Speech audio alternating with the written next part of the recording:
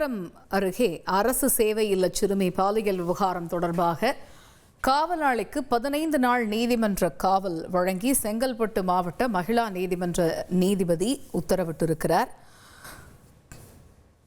கூடுதல் விவரங்களை செய்தியாளர் மீரான் விவரிக்க கேட்போம். மீரான், இந்த விவகாரத்தில் காவலாளிக்கு 15 நாள் நீதிமன்ற காவல் வழங்கி மகிழா நீதிமன்றம் உத்தரவு பிறப்பித்திருக்கிறது. இது குறித்த முழு விவரங்கள் என்ன? வணக்கம். தாம்பரம் சானோட்டோரியம் பகுதியில் இருக்கின்ற தமிழ்நாடு அரசு சமூக நலத்துறை சார்பாக நடத்தி வருகின்ற அரசு சேவை இல்லத்தில் தங்கியிருந்த மாணவி பாலியல் பலாத்காரம் செய்ய முயற்சி செய்த போது அவர் காயமடைந்து தற்போது ராஜீவ்காந்தி அரசு மருத்துவமனையில் சிகிச்சை பெற்று வருகிறார். இந்த சம்பவம் தொடர்பாக சிட்லப்பாக்கம் போலீசார் வழக்கு பதிவு செய்து இந்த விசாரணை நடத்தி வந்தார்கள். விசாரணையில் அதே சேவை இல்லத்தில் காவலாளியாக வேலை செய்கின்ற மேத்யூ என்பவர் இந்த சம்பவத்தில் ஈடுபட்டது தெரிய வந்தது. இதனைத் தொடர்ந்து அவரை கைது செய்து குரோம்பேட்டை அரசு மருத்துவமனையில் மருத்துவ பரிசோதனை முடிந்த பிறகு செங்கல்பட்டு மகிழா கோர்ட்டில் அவரை ஆஜர் செய்தார்கள். போக்சோ சட்டத்தின்படி அவர் கைது செய்யப்பட்டதாக போலீசார் தெரிவித்திருக்கிறார்கள்.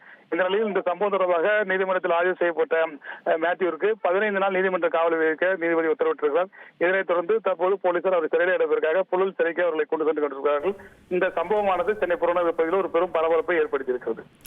தகவல்களுக்கு நன்றி மீரா. தந்தி டிவியை உங்கள் கேபிள் டிவி ஆபரேட்டரிடம் இலவசமாக கேட்டு பெறுங்கள். செய்திகளை உடனுக்குடன் தெரிந்து கொள்ள உடனே சப்ஸ்கிரைப் பண்ணுங்க.